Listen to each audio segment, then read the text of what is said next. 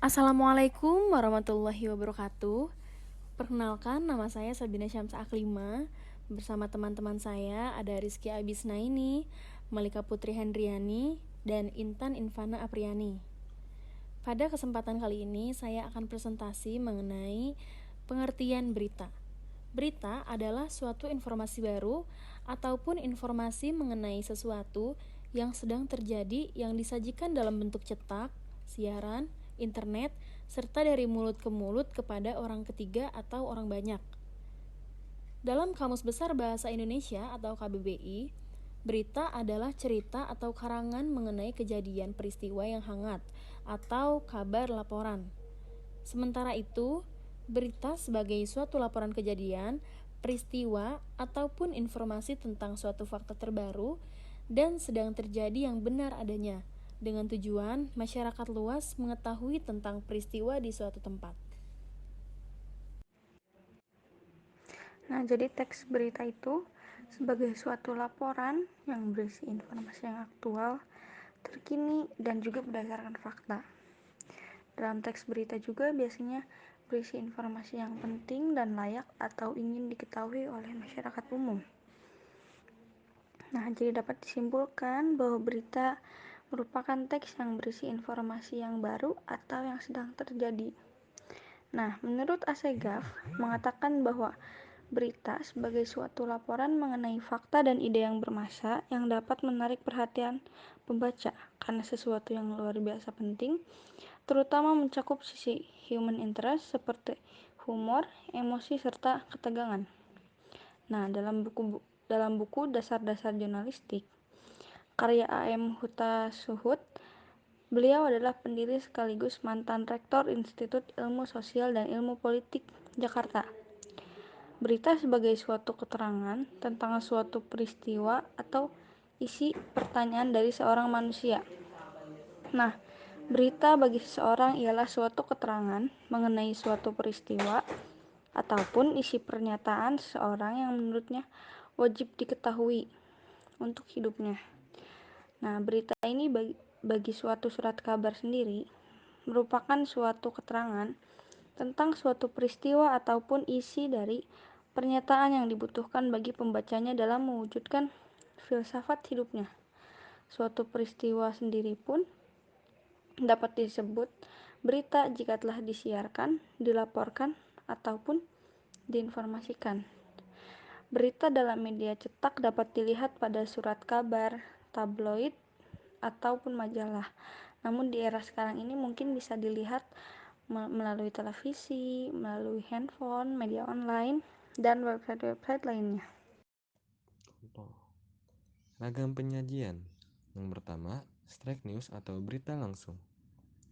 Straight news adalah jenis berita yang ditulis secara singkat, lugas, dan langsung. Sebagian besar halaman depan surat kabar ataupun yang menjadi berita utama atau headline biasanya ialah berita jenis ini. Yang kedua, ada deep news atau berita mendalam. Deep news adalah suatu jenis berita yang dikembangkan dengan pendalaman mengenai hal-hal yang terdapat di bawah satu permukaan atau dikupas secara mendalam. Yang ketiga, ada investigation news atau berita investigasi. Investigation news adalah suatu jenis berita yang dikembangkan berdasarkan penyelidikan serta penelitian dari berbagai sumber yang dapat menjadi sumber berita. Yang keempat, interpretative news atau berita interpretatif. Interpretative news adalah jenis berita yang dikembangkan melalui pendapat atau penilaian dari wartawan yang melaporkan, tetapi tetap berdasarkan fakta yang ditemukan. Terakhir, ada opinion news atau berita opini. Opinion news adalah bentuk jenis berita mengenai pendapat seseorang. Biasanya pendapat para ahli, cendekiawan, pejabat, tetapi bisa juga mengenai suatu hal, peristiwa, kondisi keilmuan, dan lain sebagainya. Ada 7 sifat berita, yaitu 1. Baru dan aktual. Peristiwa yang baru akan memiliki nilai lebih. 2. Penting. Peristiwa yang dijadikan berita harus dianggap penting oleh masyarakat. 3. Akibat, yaitu berita yang memberikan dampak. 4. Jarak. Peristiwa yang berada di sekitar akan lebih menarik dibanding peristiwa yang jauh. Kelima, emosi. Peristiwa yang dijadikan berita yang dapat menimbulkan emosi bagi pender seperti sedih, senang, marah, atau kecewa. Yang keenam, terperinci. Peristiwa yang dijadikan berita harus terperinci, tidak ngawur. 7. Lengkap. Memiliki urutan peristiwa lengkap, tidak setengah-setengah. Berita memiliki ciri-ciri sebagai berikut. Yang pertama, menarik. Yang kedua, terkini. Yang ketiga, dipercaya. Yang keempat, jelas. Perlu diketahui, imbas dari perkembangan dunia internet ini, salah satu hal yang paling mencolok adalah redupnya bisnis media cetak di semua negara. Khalayak lebih memilih informasi yang disediakan secara gratis di internet. Pemain baru di media daring atau online media bermunculan, dan perlahan menggantikan peran surat kabar dan majalah yang dahulu mendominasi perhatian masyarakat. Untuk memenuhi kebutuhan masyarakat akan berbagai informasi menarik lewat online media ini, dibutuhkan kreativitas dan kecakapan seorang jurnalis dalam menyajikan berita yang baik, bukan sekedar berita sensasional yang terkesan murahan dan menyerupai jurnalisme kuning yang menyajikan sensasi belaka. Lewat buku jurnalisme online, Engelbertus Wendratama menyajikan berbagai tips dan rahasia praktis bagaimana menulis berita untuk media daring. Menurutnya, penulisan berita yang baik adalah tuntutan yang mau tidak mau harus dijalani perusahaan media. Karena media daring yang berhasil adalah yang bisa memanfaatkan kelebihan internet semaksimal mungkin secara terus-menerus untuk memenuhi kebutuhan dan keinginan khalayak. Nah, tantangan kedua itu biasanya penulisan teks media online atau media daring biasanya lebih ringkas daripada media cetak seperti tabloid ataupun majalah. Tetapi media online lebih panjang dari radio ataupun televisi. Nah, menulis secara efisien.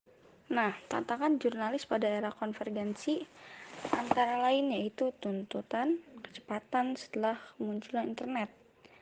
Nah, adanya kecepatan dalam distribusi informasi ini sangat dimungkinkan. Nah, tantangannya pun ada yang pertama adalah jurnalis dituntut untuk dapat menghasilkan informasi dengan cepat dan jumlah banyak.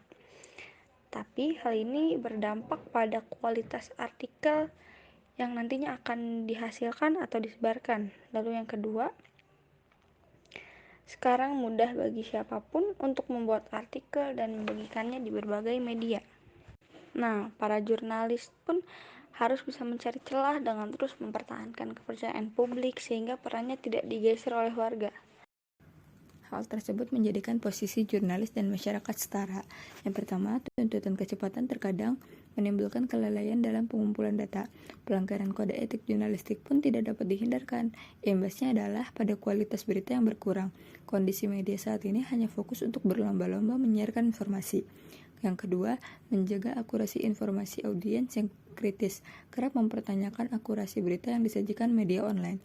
Fakta bahwa media sosial kerap dijadikan sumber pencarian informasi secara otomatis menjadi saingan media-media online.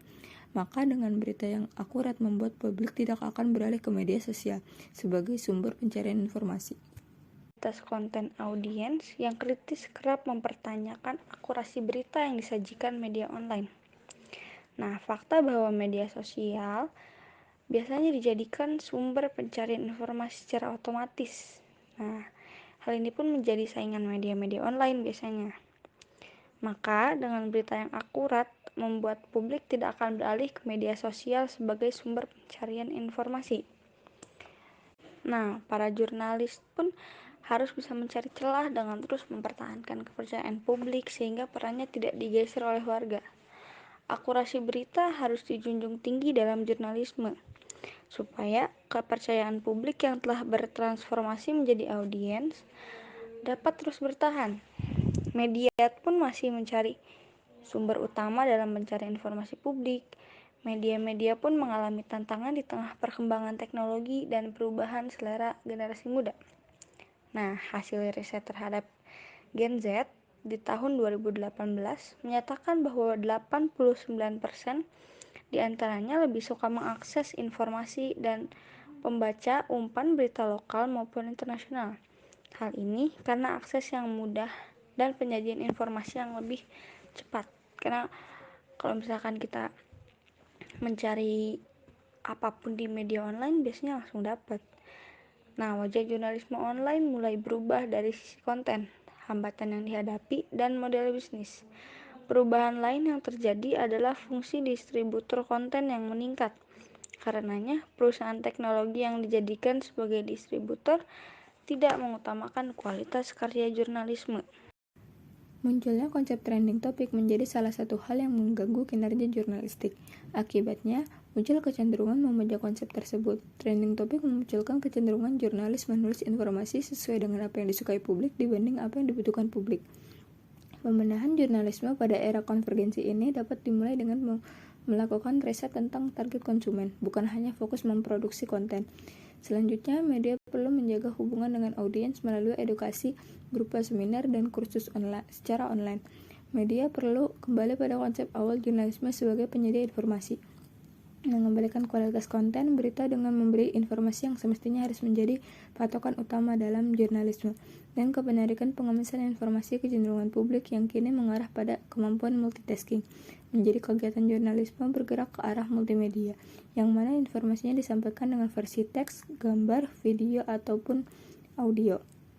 Tantangan terakhir yang harus dihadapi jurnalis adalah kemauan untuk mengasah kemampuan dalam mengemas informasi, menggunakan konten multimedia. Informasi yang dikemas dalam multimedia lebih menarik publik pada era digital.